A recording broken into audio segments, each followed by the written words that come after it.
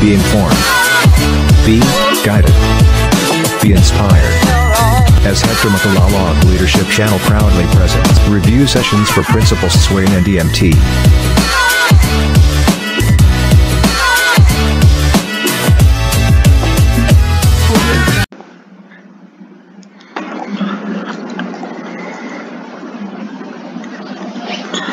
Isang mapagpalang araw sa inyong lahat. A blessed day to all of you. Welcome to the National Qualifying Examination for School Heads, or otherwise known as the Principal's Test 2021. Malapit na pong matapos ang ating buwan ng Hunyo. As promised by Yusik Jess Mateo, i-announce niya sa second quarter ang final schedule ng ating principal's exam. But sad to say, wala pang announcement, kaya hintay-hintay lang po kayo. In-announce kasi niya ito na sa second quarter, makakaroon ng final schedule. At sa sitwasyon po natin ngayon, na meron pang COVID-19, I think it is not appropriate for the department to schedule this earlier. Pero yung licensure examination for teachers, mayroon na silang final schedule sa September. I don't know kung matutuloy and what are the mechanisms in doing it. I'm sure there will be mechanism in order to do it following the standards of the health protocol. Added to this is the yung pagdating ng Delta variant, nakakatakot po. Kaya safety first po muna tayo, at habang naghihintay kayo, magre-review muna tayo sa mga concepts at sa mga strands na nandoon sa Philippine Professional Standards for School Heads. So, i-review natin yung according sa mga domains at mga strands niya. Ang pag-uusapan natin ngayong hapong ito ay ang DepEd Order Number 22, Series of 2021.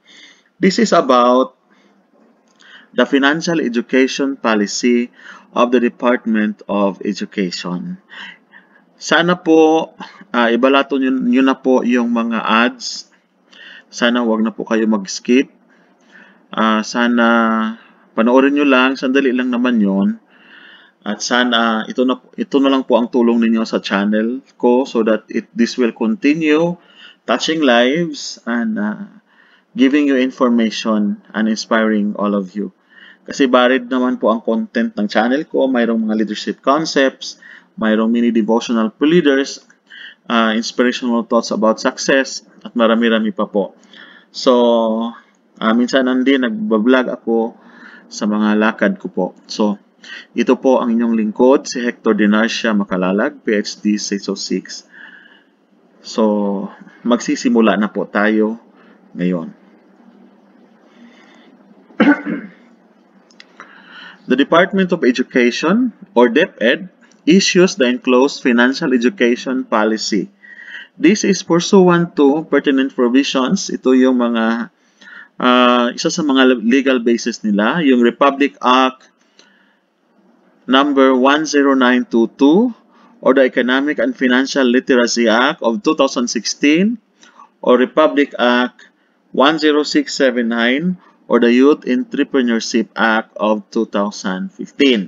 These are the basis of this DepEd order, the financial education policy.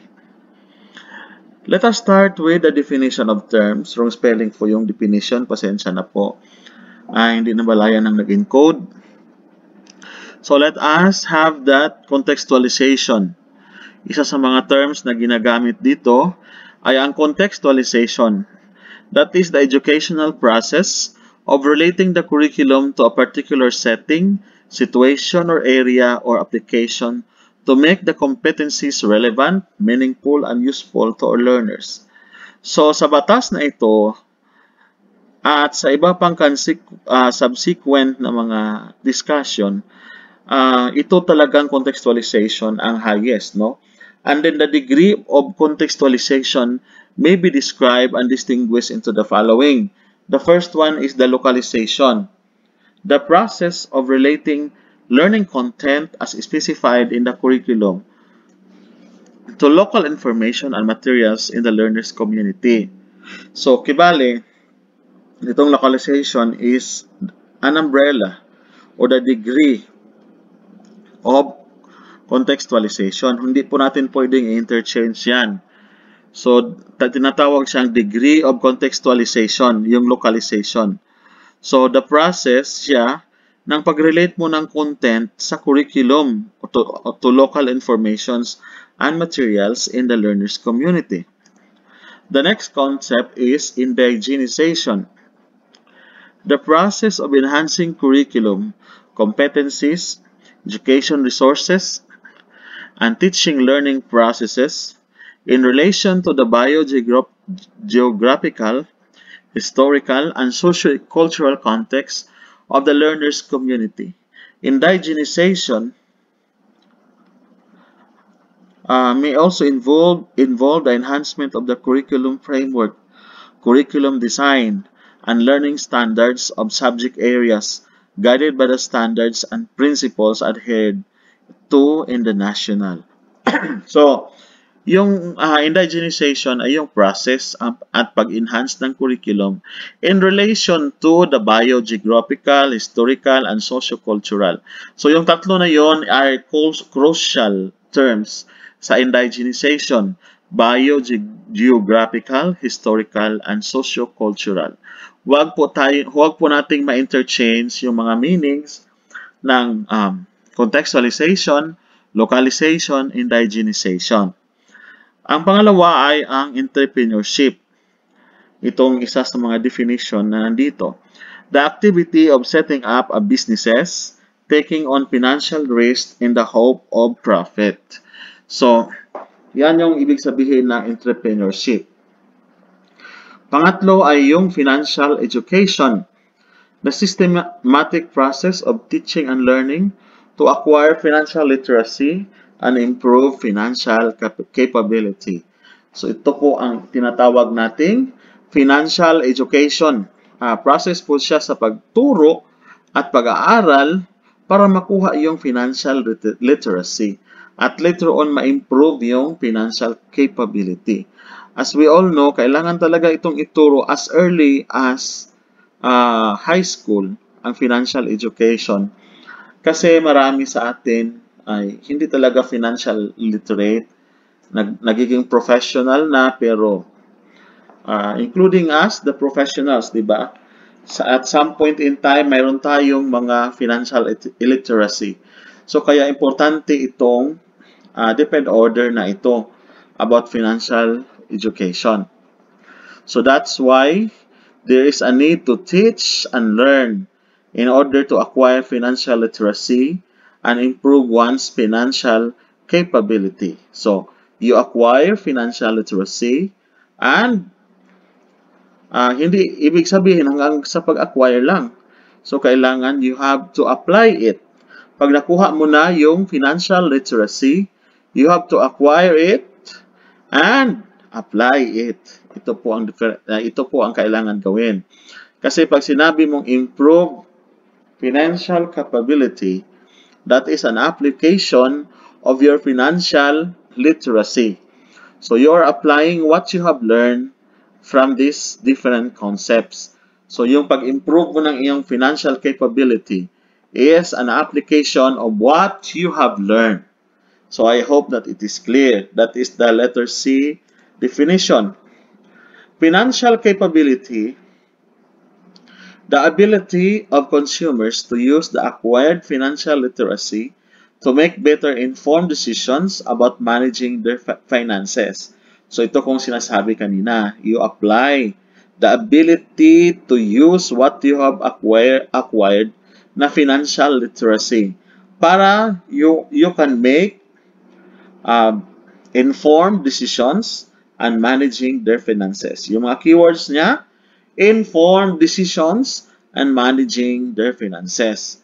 Kasi katong tayong mga Pinoy, kadalasan mahilig talaga tayo sa instant.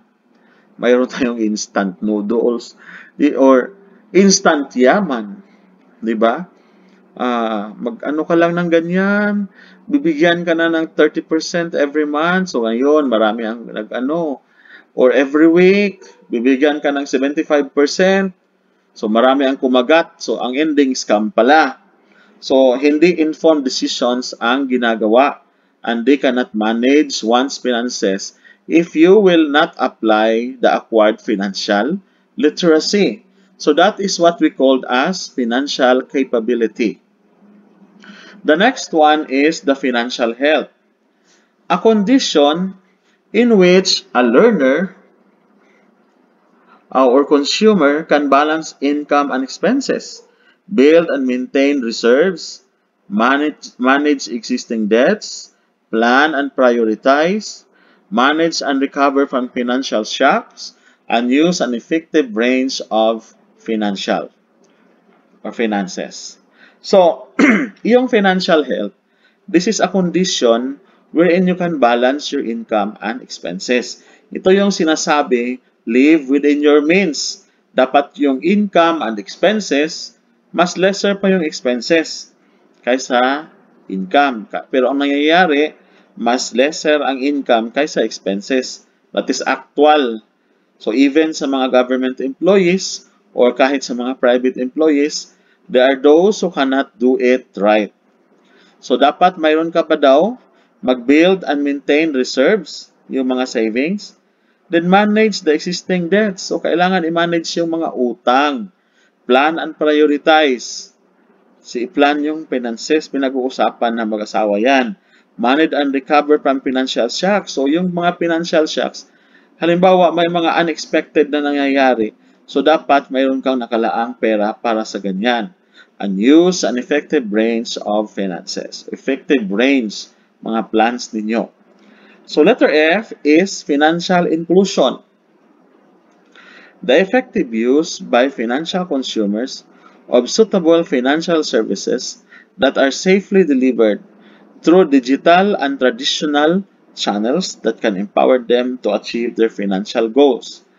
So, ito yung ginagamit ng mga consumers pagkuha ng mga financial services na nakikita natin sa digital kasi may mga videos, no? Maraming videos at mga traditional channels, may mga channels din para ma-empower sila makuha nila ang kanilang financial goals. So the financial literacy, the level of knowledge of a learner about financial concepts and principles. So kanya-kanyang level tayo, di ba? Hindi tayo magkapareho ng level. At kahit mataas ang level mo kung hindi mo naman ina-apply, so useless pa rin yun. So dapat yung level of knowledge of learner, that is the financial literacy. But there is a need to apply what you have learned.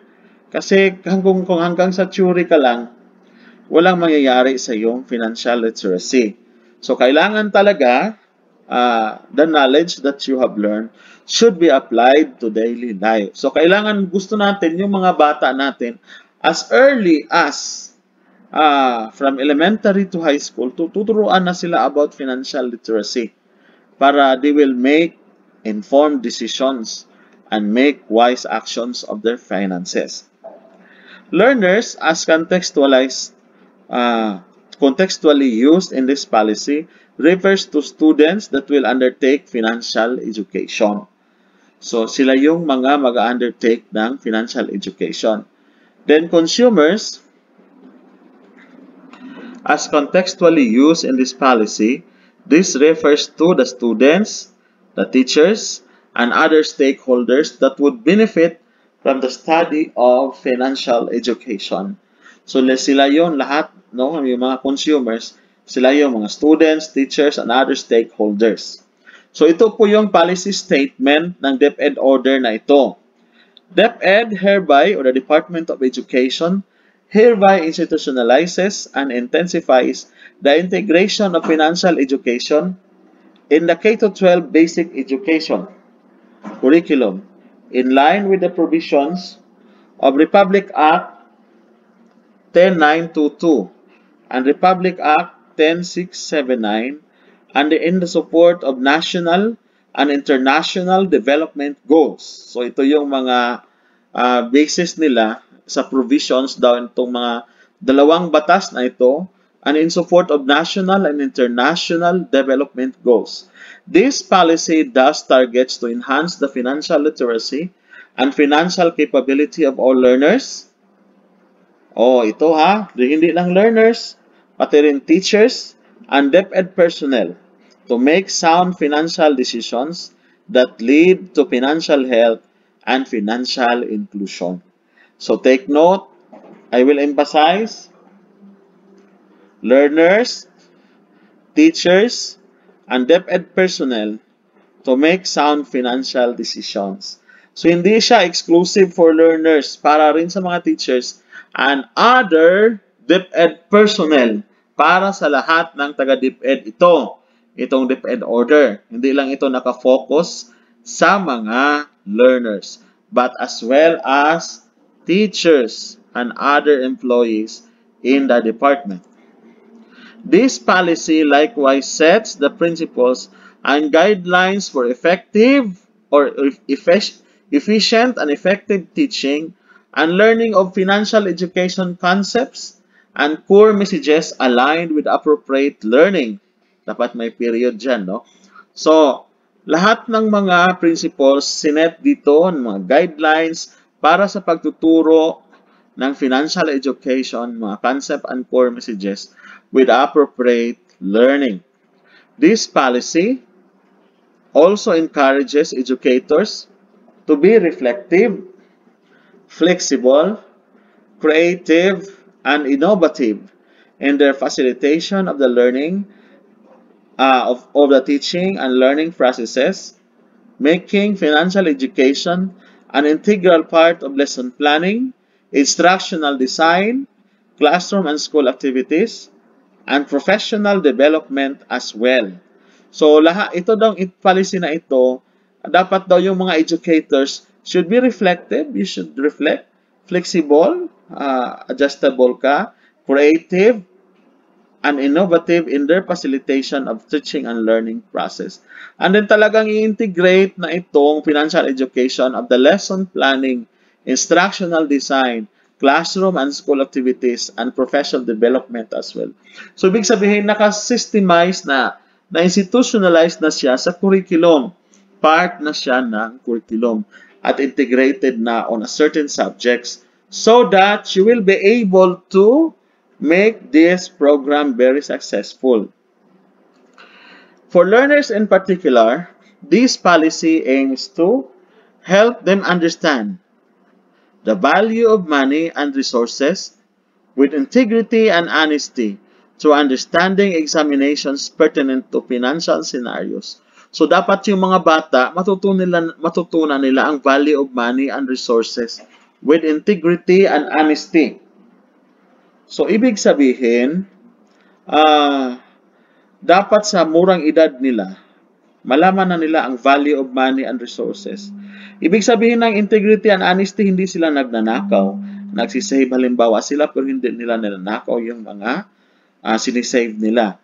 And understanding examination to financial scenarios. So, nag-aaral pa lang sila, dapat malaman na nila ang mga bagay na ito. Develop their knowledge and capability to apply financial education concepts and core messages in practical situations through simulated real-life financial settings. So, mayroon tayong financial education concepts and core messages. So, inanda yan ng ating department para matutunan nila kung paano mag-response to real-life financial settings. So, nakakatuwa naman yun, di ba? So, sa murang edad nila, natututunan nila ang mga bagay-bagay na iyan. For private schools, teachers, administrators, and school heads, in particular, this policy aims to guide them in integrating financial education concepts and core messages in appropriate learning competencies in various learning areas across all grade levels based on identified and approved entry points in the K-12 basic education. So, dapat mag-guide ito sa itong DepEd order na ito at saka yung manual na gagawin ay dapat maging guide sa mga private schools, teachers, administrators, and school heads na para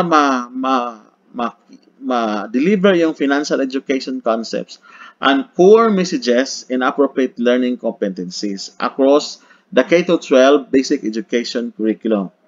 Then, capacitate them in financial education through the provision of resource materials. So, hindi po ipagdadamot ng Department of Education yung kanilang, aming mga resource materials. Pwede pong gamitin ng mga private schools kasi partner po tayo. So, kailangan yung mga learners sa private schools, matutunan din nila ito.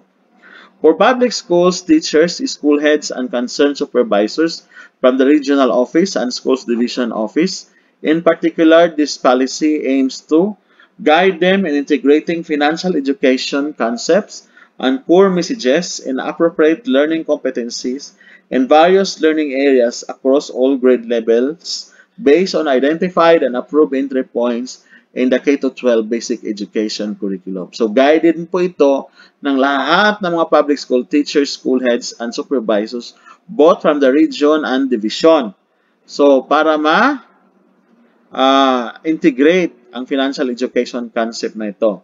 Then, capacitate them in financial education through the provision of resource materials and capability building opportunities to enable them to effectively facilitate the integration of financial education concepts and core messages in the conduct and delivery of lessons and classes. So, mayroong capacity building. Makapacitate nyo dapat nasa lahat ng public school teachers, school heads, and supervisors, and produce financially literate and debt-free teaching force. It is a fact that isa sa mga kasabihan nila, pag teacher daw, maraming utang. So, kaya nga isa ito sa program ng Department of Education through our beloved Secretary, Honorable Leonor Magtolis Briones, that all teachers and all employees of the department should be financially literate and debt-free teaching force. So, naiwasan na yung palaging pag-uutang. Kasi naman, yung mga teachers talaga, baon na baon sa utang yung iba. So, it is a fact, or other employees in the department. Okay. For DepEd non-teaching personnel in particular, this policy further provides guidance to ensure that financial education is integrated in the regular training programs and professional development courses for the non-teaching personnel, which would make them financially literate and debt-free. So, mga non-teaching personnel, itong financial education should be integrated in the regular training programs and professional development courses. So, dapat kung may mga training ang mga non-teaching, integrate ang financial education para maging financially literate and debt-free. Number 9, identify the strategic roles and responsibilities and ensure communication and collaboration among concerned DepEd offices from the central office to the division office. So, mayroong strategic roles and responsibilities lahat ng mga concerned offices para pagpapalaganap ng financial education. Then, number 10, monitor progress and measure impact of financial education integration in the personal finance management skills of the non-teaching. So, how do you measure impact? So, siguro may mga tools na gagamitin para itong qualitative na pag-measure. So, may tool na gagamitin kung ano bang impact ng financial education para sa mga non-teaching personnel. Kailangan ma-integrate nila sa personal finance management. So, iyan ka-importante yung para sa mga DepEd personnel. And provide general guidance to existing and potential DepEd partners from the public and private sectors to ensure that their support, projects, and programs are in accordance with the objectives of this policy.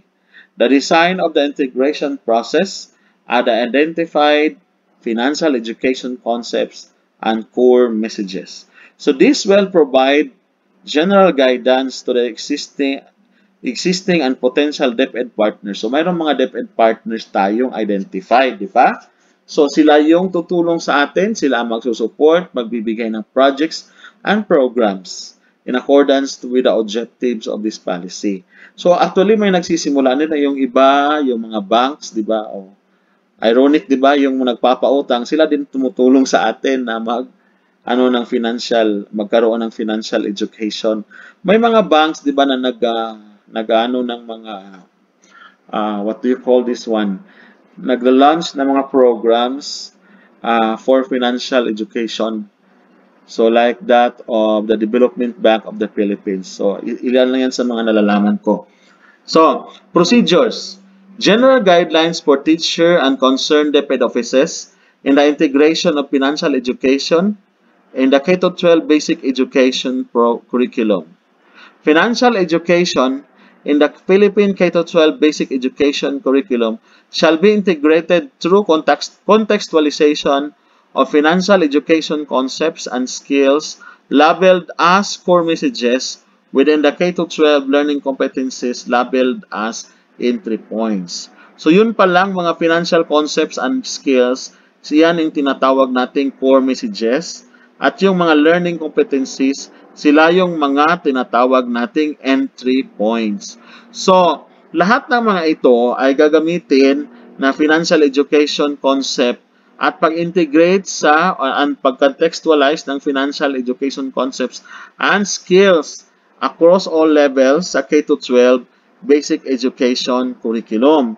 So yung mga competencies dapat aligned.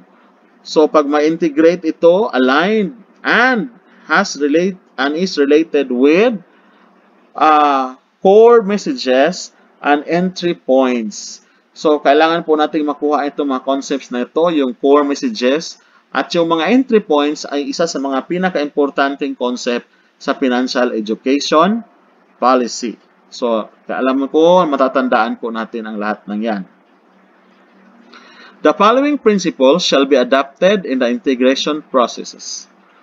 So, the financial education concepts and core messages shall be integrated without changing existing learning competencies in the learning areas of the K-12 basic education curriculum. There shall be no changes in the content standards of each learning area during the integration process. So, hindi na i-change yung mga learning competencies just for this. I-integrate na lang siya. Wala ding changes ng content standards of each learning area during the integration process. The financial education core messages shall be integrated in identified entry points within learning areas across grade levels. So whenever feasible and with due consideration to degrees of difficulty, integration shall be done through contextualization, through localization and/or indigenization of the financial education concepts and core messages during classroom instruction, discussion, and/or activities. So, dapat integrated siya sa mga entry points with across all learning areas and with due consideration with a degree of difficulty. Dapat nakakontextualize siya sa setting ng isang particular school or community. Huwag nating lahatin ang pag-discuss ng ating financial education kasi iba't iba ang setting ng nasa US, iba't iba ang setting ng nasa Manila, iba ang setting ng nasa Mindanao. Dapat na may contextualization talaga through localization and indigenization. So, ganyan po ka-importante ang mga concepts na ito. Lesson exemplars in each area shall be provided as resource or reference for lesson delivery. So, mayroong ipamumudmod na lesson exemplars na tinatawag. These exemplars with relevant supplemental tools shall be used by teachers to guide the integration of relevant financial education concepts and core messages in the lesson. These exemplars may be contextualized whenever applicable. So, mayroong ipamimigay na lesson exemplars. Ito ay provided as a resource or as a reference for lesson deliveries with supplemental tools. Ito po ay gagamitin ng mga teachers to guide the integration of relevant financial education, concepts, and core messages in the lesson.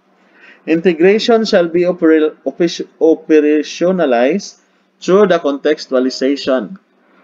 All or in particular through the conduct, implementation, or use of any items in the appropriate phases of lesson delivery. So, pwede mong i-ano sa mga different phases of lesson delivery. So, ano yung mga lesson delivery or yung mga phases of lessons delivery? So, makikita po natin sa susunod na slide kung ano yung mga phases ng lesson delivery. So, kailangan operationalize siya ang pag-conduct ng contextualization and the use of any following items. So, integration. So, ito po isa sa mga importante at malalaman natin yung appropriate phases of lesson delivery. So, ito yon mga phases of lesson delivery, drills, exercises, activities, and tools relevant to the financial education concepts and core messages. So, yun yung mga self-explanatory yan. Yung mga phases of lesson delivery. So, yung pangalawa, examples of finance-related concepts relevant to the actual experiences of the learners. So, yung mga financial-related concepts ay i-relate natin sa actual experiences ng ating mga learners. Valuing process, focusing on financial decisions. So, importante po talaga yung financial decisions. Kasi marami talaga ang financially illiterate. Kasi marami mahilig sa atin ng instant. Yaman, mag-invest ka ng ganito, mag-times 2 sa susunod na linggo, mag-times 3 sa susunod na linggo hanggang maging mayaman ka na bigla. Pero there is no such thing as that. So, sa financial literacy. Kailangan talaga paghirapan mo, pagplanuhan mo ang mga financial education status mo pagdating ng panahon. Wala pong instant na kayamanan at yung mga nanalo sa loto ay very slim ang chances na mapapasayo. Kasi sinasabi nila 1 in a million or 1 in a 2 million ang probability. Kaya hindi dapat asahan yung mga ganyan. Then, contextualized financial situations and environment. So, yung financial situations, akma doon sa situation ng environment. Inclusion of financial education concepts and financial capability indicators in different forms of learning assessments and performance outputs where core messages are deemed applicable. So, ibig sabihin, lahat ng pwede siyang i-apply, ang core messages ay pwede nating i-apply. So, and then, yung assessment naman, kailangan yung financial education concepts and capability indicators, dapat pwede nating gamitin sa lahat ng mga learning assessments. So, take note of that. Then, learning materials, tools, and activities produced and donated by public and private sector partners or the Department of Education may be used, provided that these materials, tools, and activities are aligned with the provisions of this policy and do not present potential conflicts of interest. So, dapat walang conflict of interest yung mga tools and activities na ginagamit natin. So, kasi baka nagpo-promote ka ng isang company, halimbawa, dahil ikaw ang may-ari nito sa paralan, yung principal. So, mayroong conflict of interest. Dapat general siya ang dating. Huwag mag-mention ng mga particular. Unless lang kung may MOA sa DepEd yung mga banks na yan. Teachers may adapt and or improve these materials, tools, and activities to contextualize the integration of financial educations or education concepts and core messages consistent with this policy. Okay, so pwede niyang i-adapt or pwede niyang i-improve. Pwede niyang i-enhance para ma-contextualize ang integration ng financial education concepts and core messages in this policy. Hindi pwede na yung kung ano lang yung ibinigay, yun na rin din ang gagamitin mo kahit kung yung ibang concepts ay hindi naman applicable sa community. So dapat you should be careful on that. Letter F, the integration shall emphasize the main objectives of financial education to allow learners to understand the value of money and resources. So, dapat maintindihan nila ang value of money and resources.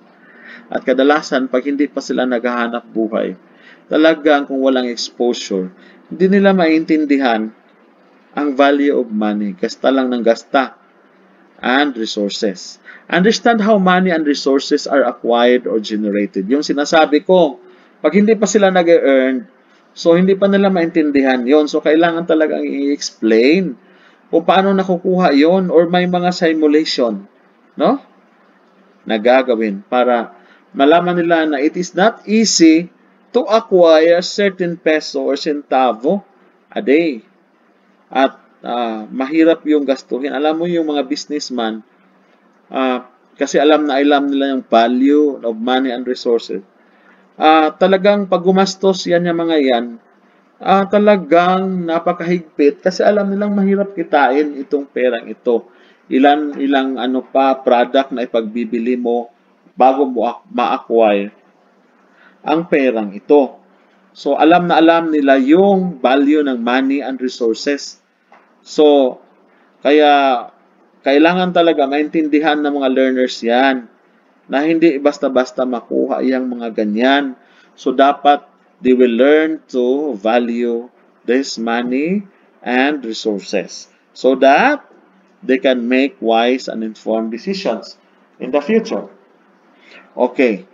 The third one is plan and manage the use of money and resources. So, hindi ibig sabihin na, marami akong pera, gastos na ng gastos, or yung sinasabi nilang one-day millionaire. So, hindi pinagplanuhan at i-manage yung paggamit ng mga pera at resources. So, dapat talaga planuhan ang mga ito at i-manage. So, plan and manage. No? Hindi lang isinabing plan. Kailangan, the plan should be executed. That's the management of funds. So, the plan plus the action. So, plan and manage the use of money and resources. Then, save and share money and resources. So, save and share money. So, itong share, hindi naman ibig sabihin na i-share mo lahat. Kaya may mga limitations din yan. So, dapat yung tama-tama lang. Kailangan na ano mo yung pangangailangan mo rin. So, kailangan the value of savings should be inculcated sa lahat ng mga learners. That's how important it is. Apply classroom lessons to financial inclusion mechanisms like opening saving accounts, managing financial resources prudently. Naalala ko noon, may mga schools na nagsisimula na kahit wala pa itong financial education policy. May mga teachers na in-encourage yung mga learners nila na mag-open ng bank account at pinapakita nila every month or depende sa nila, no, sa agreement nila. So, dahil dito sa DepEd order na ito, talagang it is a must for the opening of savings account and managing financial resources prudently. So, hindi ba na napakabuti ng DepEd order na ito?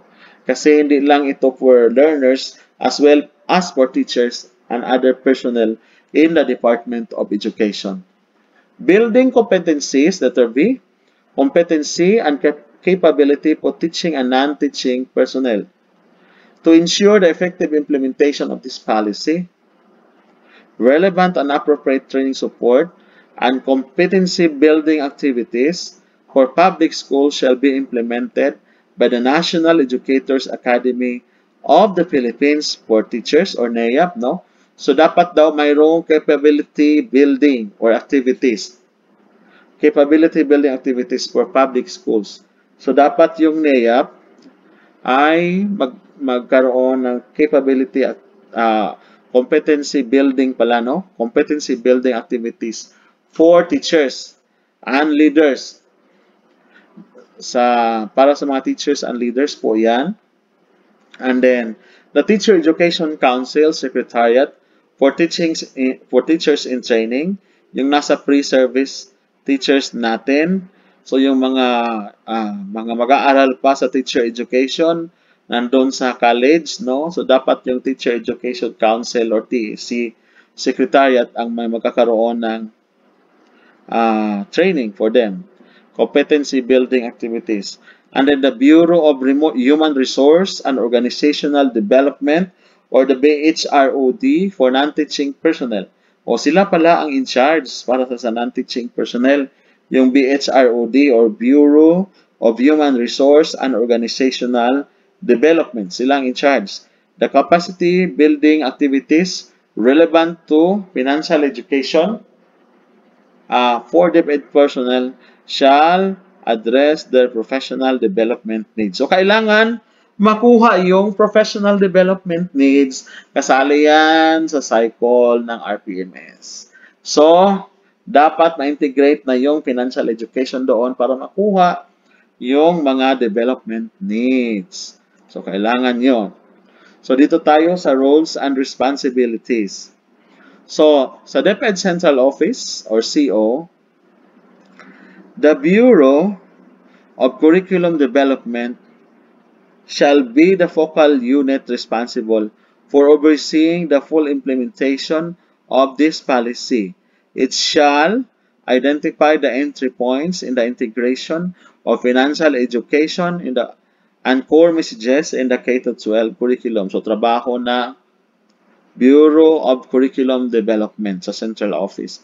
Yung pag-identify ng entry points on the integration of financial education and core messages in the K-12 basic education curriculum.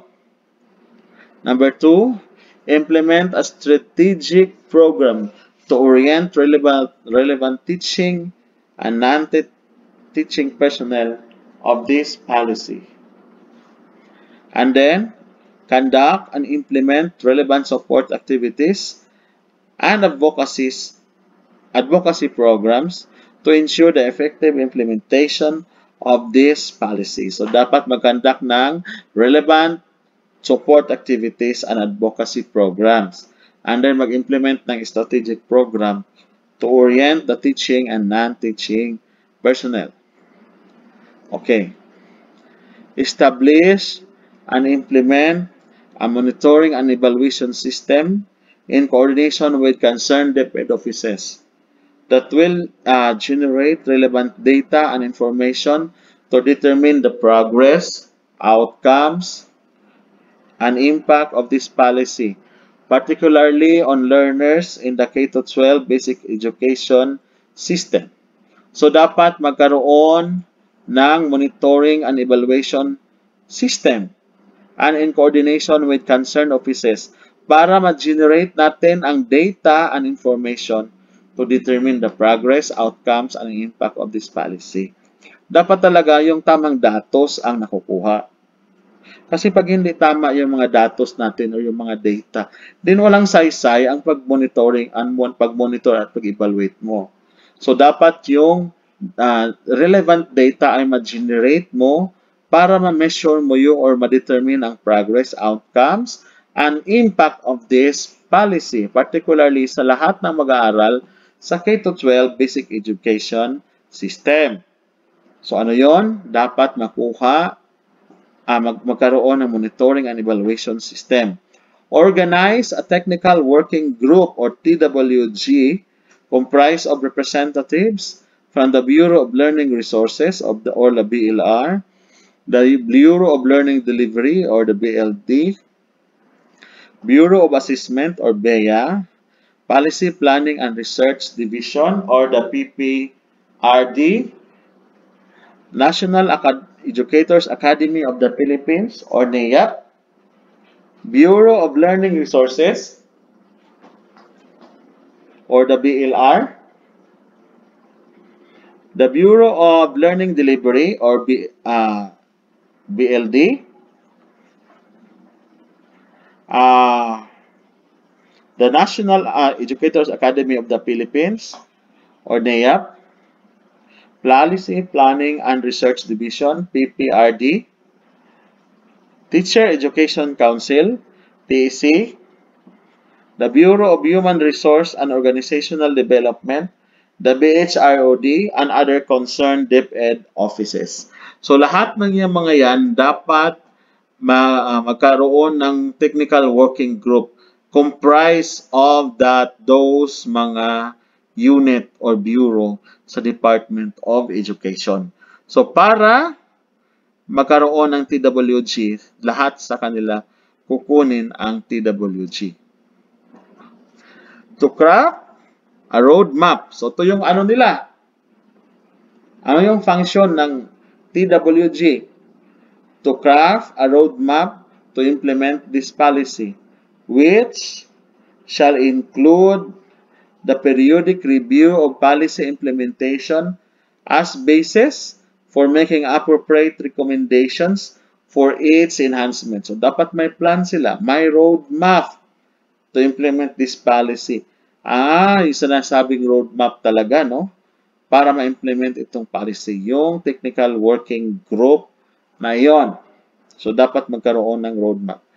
And then, link with relevant domestic and international agencies in benchmarking financial literacy and capability levels of learners.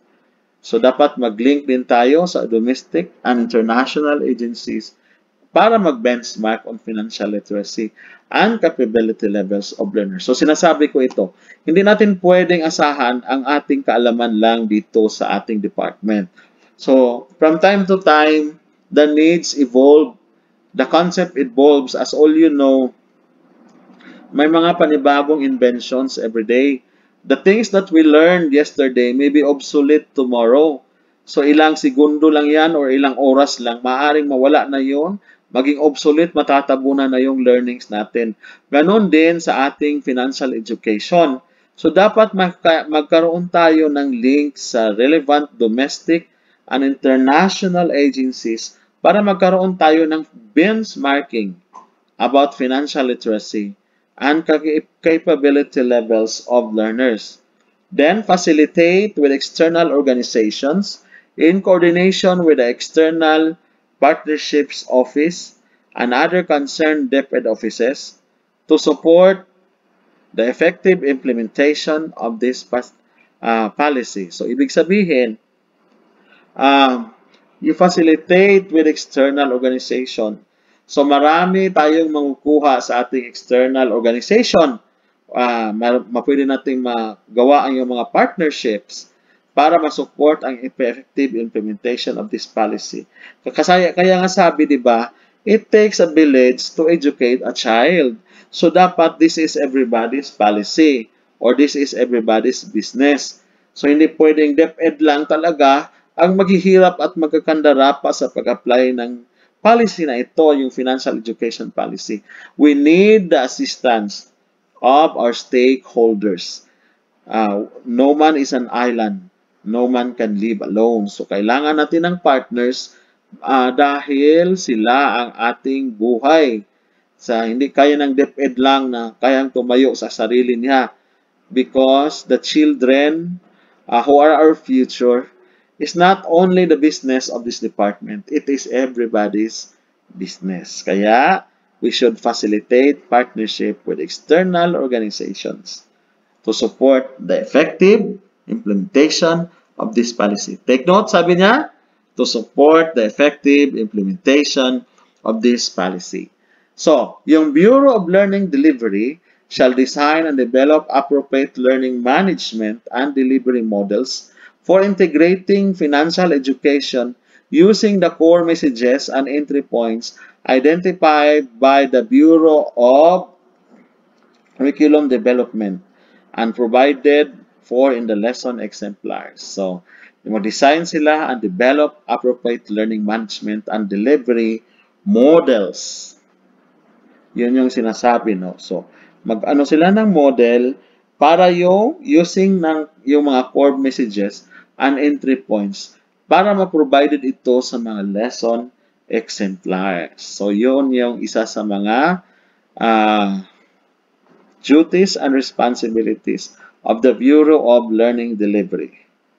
Okay. Develop and manage the training and capacity building program on financial education integration for teaching and non-teaching personnel in coordination with NEAP and BHROD. So, design and develop appropriate learning management and delivery models of financial education integration for different learning groups of learners, including madrasa, indigenous peoples, and learners with special needs. So, hindi lang itong financial education para doon sa mga ordinaryong mag-aaral. Dapat yung inclusivity of this financial education should cater the different learning groups. So, pwede pa itong sa madrasa, indigenous people, learners with special needs, pwede din sa ALS. Ano pa? Yung sa Muslim education, yung madrasa na pala. So, and then coordinate and collaborate as needed with BCD and other concerned DepEd offices to ensure effective implementation of this policy. So, i-coordinate talaga. There's a need to coordinate and collaborate ng central office. So, hindi lang kaya natin na tayo-tayo lang mag-implement. So, talagang mag-coordinate dapat lahat ng mga DepEd offices for the effective implementation of this. Okay. The Bureau of Learning Resources shall formulate policies, standards, and guidelines on the acquisition, allocation, procurement, and equitable distribution of relevant financial education learning materials across all levels in the Department of Education. Okay. So, conduct research, monitor and evaluate financial education integration, learning resources, needs, and use for appropriate improvement. So, dapat mag-conduct ng research, monitoring, and evaluation on this financial education integration across all levels. So, dapat talaga yon. So, kailangan gawin ito ng Bureau of Learning Resources. Ito yung number 2. Conduct research, monitor, and evaluate financial education integration, learning resource needs, and use for appropriate improvement. Okay. Then number 3, provide digital access to all financial education learning materials through Learning Resources Management and Development Services portal. Then, facilitate the procurement or acquisition and delivery of printed financial educational learning materials. So, dapat mag-facilitate sila sa procurement and acquisition. Coordinate and collaborate as needed with BCD and other concerned DepEd offices to ensure effective implementation of this policy. So, talagang there is a need to have that word coordination, coordinate and collaborate. Then letter D, the Bureau of Educational Assessment shall establish policies, standards, and guidelines on the assessment of the financial literacy and capability levels of learners in line with the monitoring and evaluation framework articulated in this policy. So, kailangan establish yung mga policies, standard and guidelines on the assessment of financial literacy and capability levels. Develop and identify relevant and innovative assessment tools and measures to evaluate and assess effectiveness of the integration of financial education into the K-12 basic education curriculum in line with 21st century skills and the monitoring and evaluation framework articulated in this policy, and coordinate and collaborate as needed with BCD and other concerned DepEd offices to ensure effective implementation of this policy. So dito tayo sa Bureau of Human Resource and Organizational Development or the BHROD. Okay, number 1. Develop and design systematic and strategic training and capacity building programs to build and develop competencies of non-teaching personnel in integrating financial education into their personal finance management in coordination with NAYAP and other concerned DepEd offices. Include the integration of financial education key concepts and core messages in the RPMS objectives. So, kailangan na siya i-include ang financial education key concept and core messages sa RPMS objectives on the PPST priority indicator, particularly on the part of applied knowledge of content within and across curriculum teaching areas. So, the Philippine Professional Standards for Teachers or PPST. So, dapat ma-integrate na sa RPMS ng mga teachers ang itong financial education key concepts and core messages. It shall also be included in the COT RPMS rating sheet, since COT RPMS is one of the means of verifications within across curriculum teaching areas. It shall be included in the COT RPMS rating sheets. Parang bumalik siya, no? Is one of the means of verification whether financial education key concepts and core messages are integrated in the delivery of lessons in various disciplines across levels and employee welfare.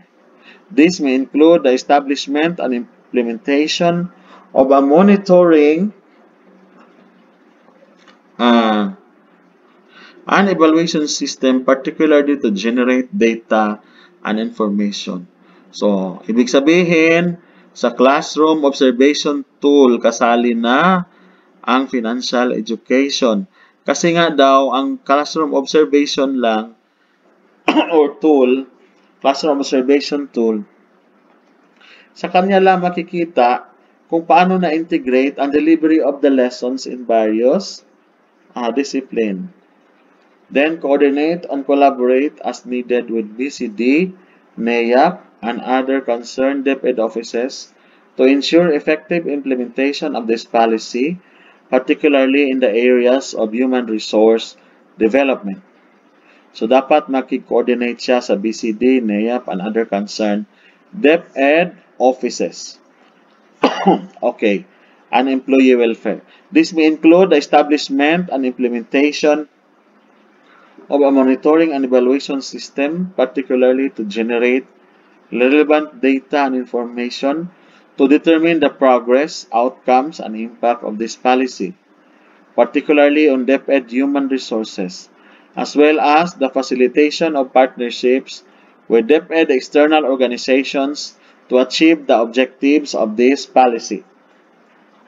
The National Educators Academy of the Philippines, in coordination with Teacher Education Council Secretariat, shall develop in coordination with BHROD and other concerned DepEd offices professional development Interventions for teaching personnel, school heads, and supervisors for integrating financial education, particularly on the process of integrating the key concepts and core messages in the K-12 basic education curriculum in various disciplines across grade levels. Personal finance management or finance management shall also be included in the said professional development intervention or interventions to enable teaching personnel. So, mag-coordinate siya sa BHROD, ang NEHAP, and other DepEd offices for professional development intervention, particularly of integrating these key concepts and core messages. So, dapat talaga siya ma-integrate yung mga key concepts and core messages. So, personal finance management shall also be included in the said professional development intervention to enable teaching personnel, school heads, and supervisors thoroughly understand and acquire the skills in financial literacy and financial capabilities before they can impart it to the learners by integrating them inside the classroom during the delivery of instruction. So, ibig sabihin, before you can impart it, dapat alam na alam ng mga teachers and leaders, school heads, and supervisors ang core messages and financial literacy and capabilities. So, dapat sila muna ang training before giving it to the learners.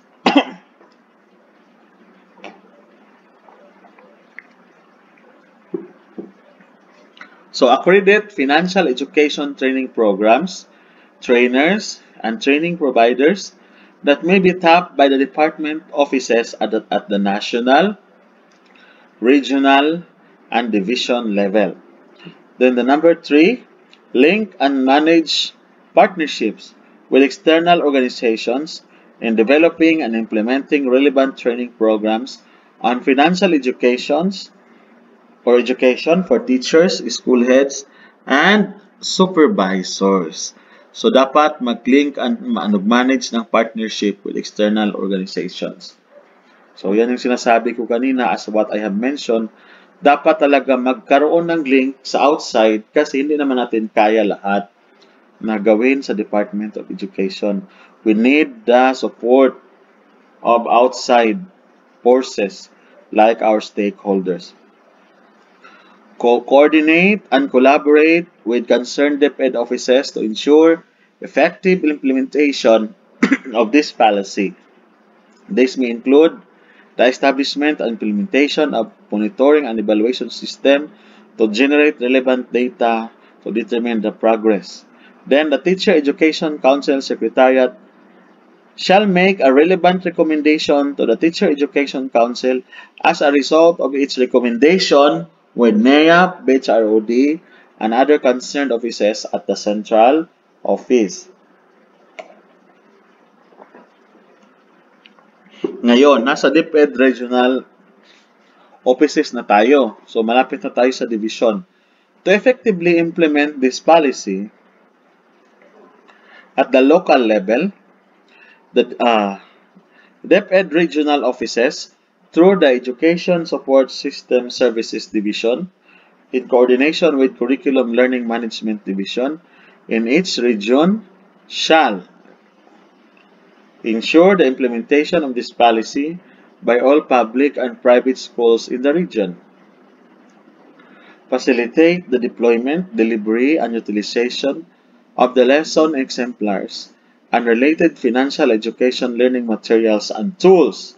Ensure that school heads and teaching personnel in the field are adequately oriented, capacitated, and trained to integrate financial education in the K-12 curriculum. So, dapat lahat ng school heads at teaching personnel are adequately oriented, capacitated, and trained.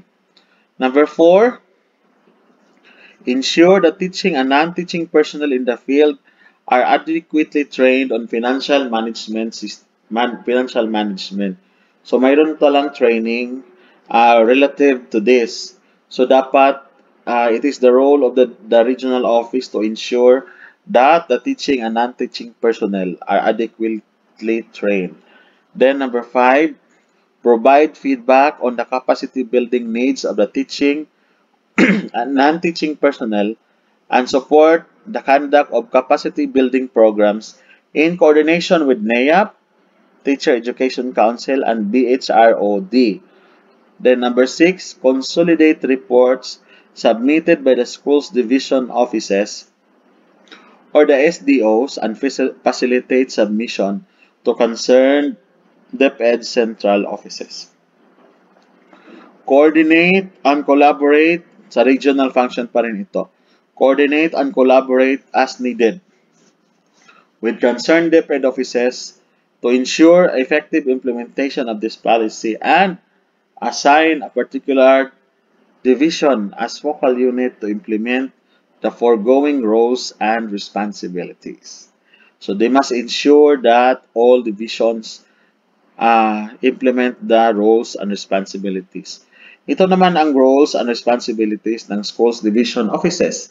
To effectively implement this policy, the schools division offices through the curriculum implementation division in coordination with the school governance and operating division, so yung CID and SGOD shall provide the necessary support, feedback, and reports to ensure effective implementation of this policy.